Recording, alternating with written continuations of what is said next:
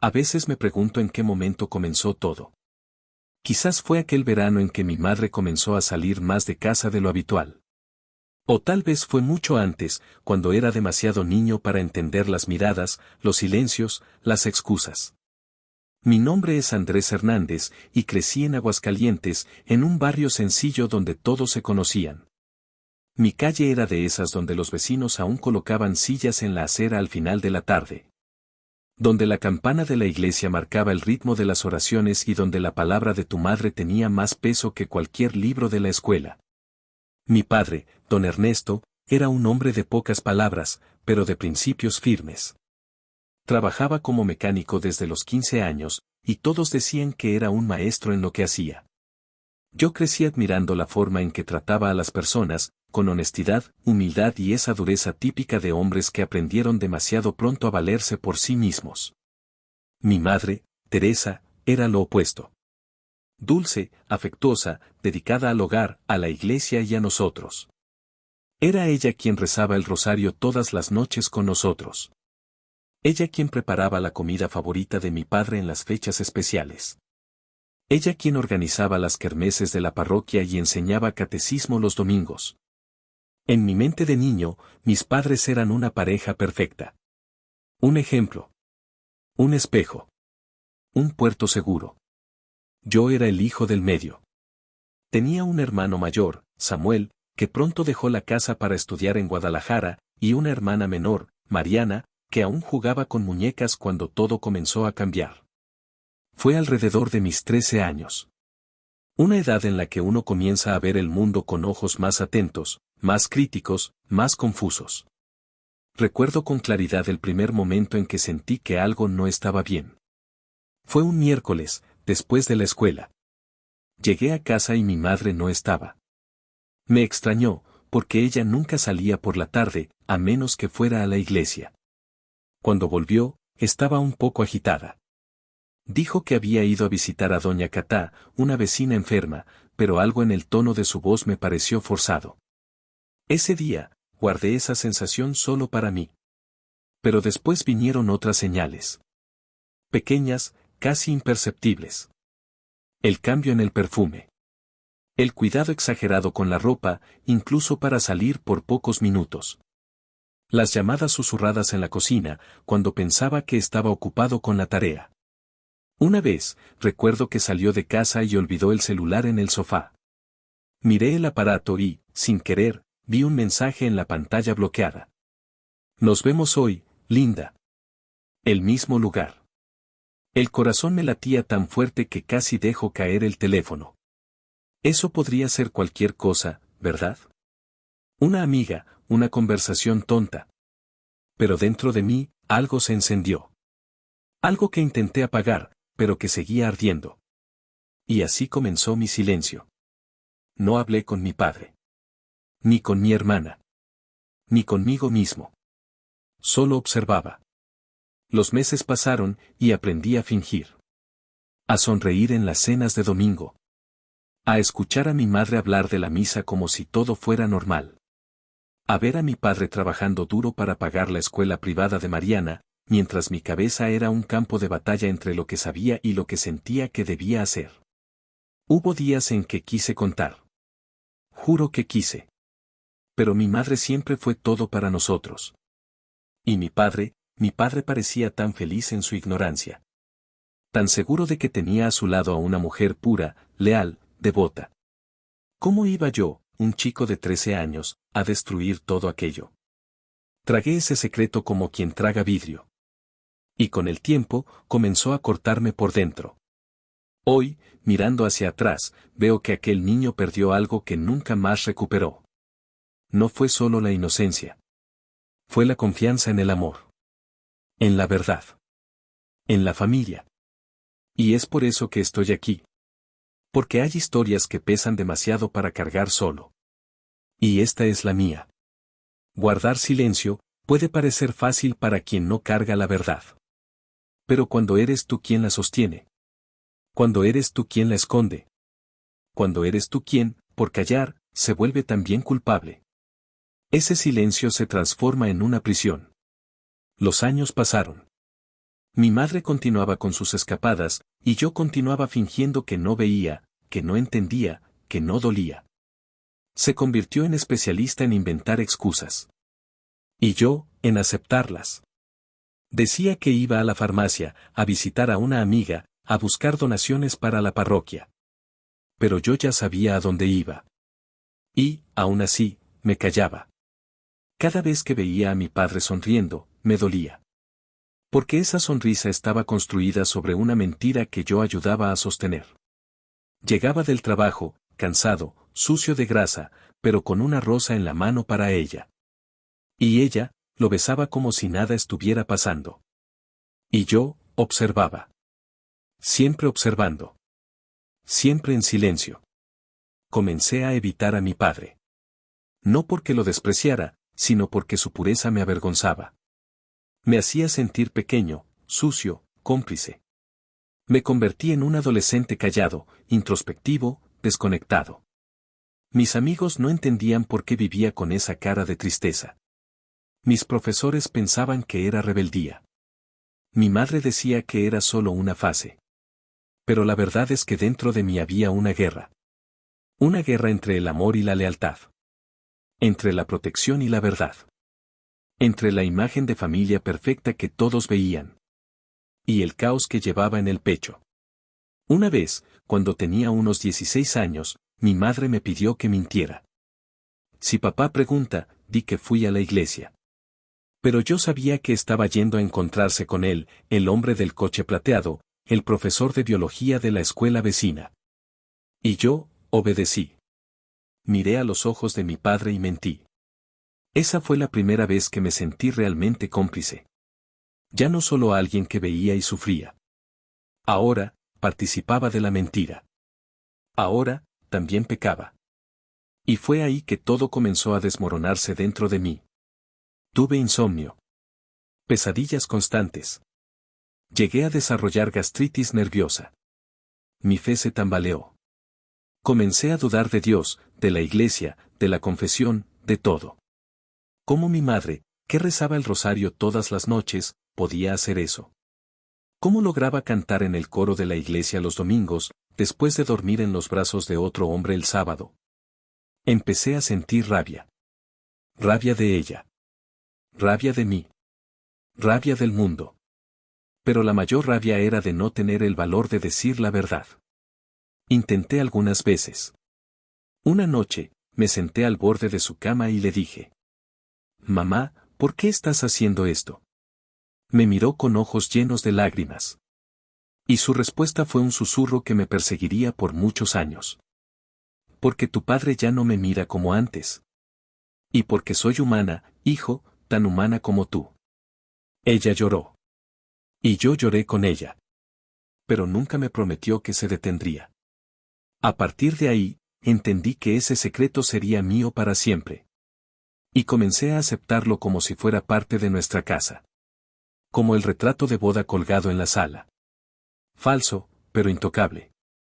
Me gradué de la secundaria, ingresé a la universidad, me fui de casa por un tiempo. Intenté alejarme de todo eso. Pero el peso vino conmigo. Donde quiera que fuera, ese secreto estaba en mi equipaje. Incluso cuando mi madre enfermó y volví para cuidarla, no podía mirarla sin recordar todo lo que había visto. Ella me pedía agua, y yo recordaba el día que la vi salir de un hotel.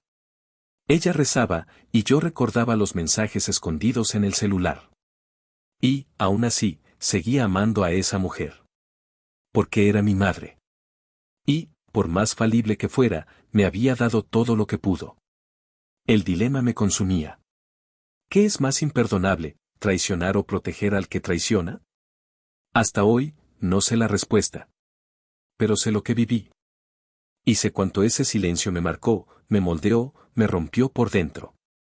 Mi madre falleció un lunes por la mañana. Fue un infarto fulminante.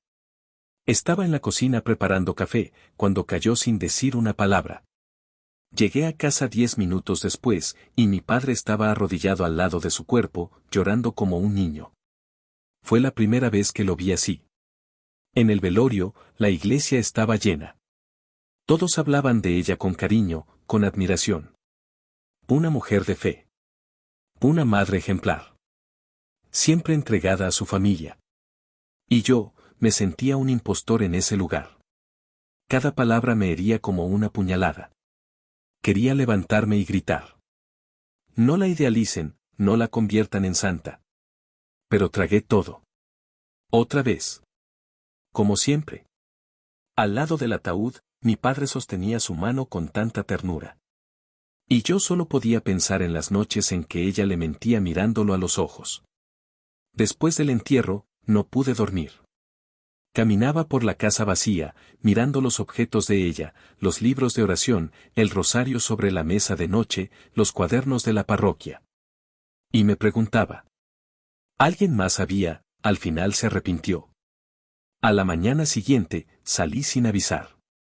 Tomé el autobús hasta el centro y entré en la iglesia donde mi madre rezaba todos los domingos. Hacía años que no entraba allí.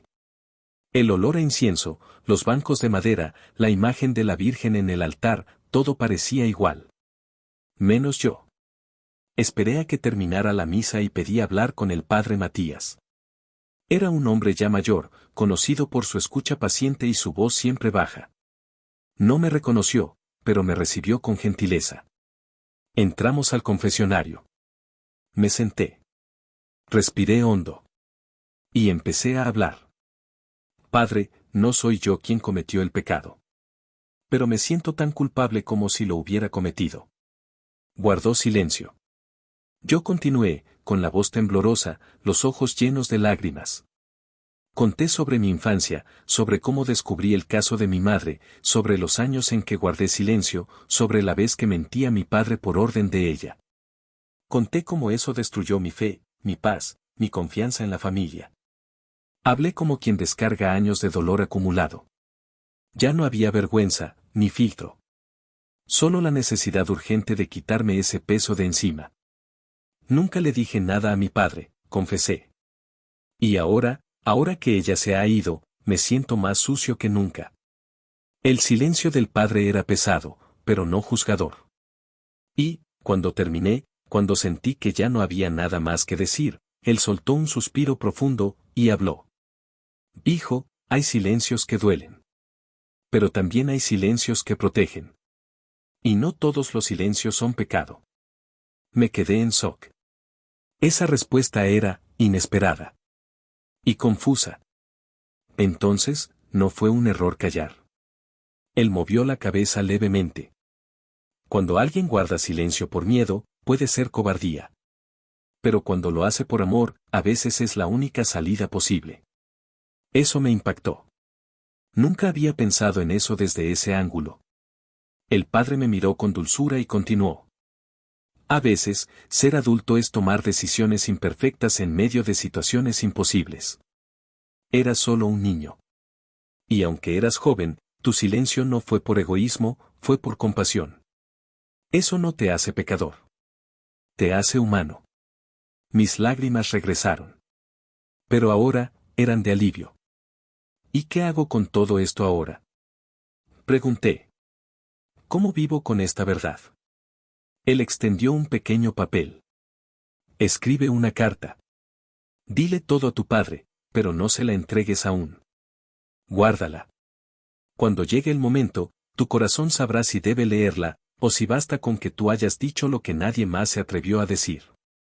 Salí de allí con el alma herida, pero diferente.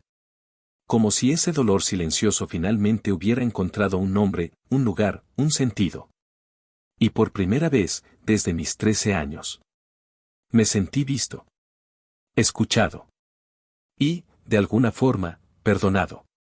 Escribí la carta el mismo día en que me lo indicó el padre Matías. Usé una hoja simple, sin fecha, sin título, sin firma. Solo palabras. Palabras que llevaban años atoradas dentro de mí. Escribí como si estuviera hablando con mi padre frente a frente. Conté todo. Con respeto, con dolor, con verdad. No omití nada. Pero tampoco usé palabras que hicieran más daño del necesario. Hablé de mi madre con cariño. Hablé de mí con culpa. Hablé de él con gratitud. Doblada, guardé la carta dentro de una caja de madera, junto con otros recuerdos que nunca tuve valor para mostrar a nadie. Y allí quedó. Hasta hoy, sigue allí. Nunca la entregué. Quizás algún día lo haga. O tal vez no sea necesario. Quizás el simple hecho de escribirla era lo que realmente necesitaba. Quizás la confesión no siempre se trata de revelar al otro, sino de liberarse a uno mismo. Mi padre envejeció con dignidad. Ahora, tiene casi todo el cabello blanco, camina más despacio, pero aún sonríe con los ojos. Nunca supo la verdad. Y cada vez más me pregunto si realmente debería saberla. A veces, me sorprendo observándolo jugar con mis hijos, riendo con mi esposa, y pienso: ¿qué ganaría él sabiendo lo que yo sé? ¿Qué ganaría yo haciéndolo cargar una verdad tan amarga? No hay respuesta fácil. Solo está el peso, y el cuidado con lo que se hace con él. Hace años, creía que solo había dos opciones, callar o destruir. Hoy, entiendo que hay un tercer camino. El del discernimiento. El de la conciencia. El padre Matías una vez me dijo que algunas verdades deben ser dichas. Pero otras, solo necesitan ser comprendidas. Y tal vez eso es lo que finalmente me ocurrió. Comprendí. Comprendí que amar a alguien no significa nunca ver sus errores.